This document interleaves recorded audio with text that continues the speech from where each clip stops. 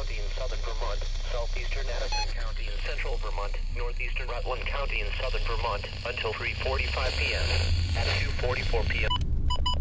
Doppler radar indicated a severe thunderstorm capable of producing 1-inch diameter hail and damaging winds in excess of 60 miles per hour. The storm was near Salisbury, moving southeast at 50 miles per hour. Locations in the warning include but are not limited to Brenton, Pittsford, Chittenden, Pittsfield, Stockbridge. This severe thunderstorm is also producing deadly cloud-to-ground lightning. When you can do so safely, please report damaging winds or hail to the National Weather Service by calling toll-free 1-800-863-4279 or by submitting a storm report at weather.gov/Burlington. To safety immediately when threatening weather approaches.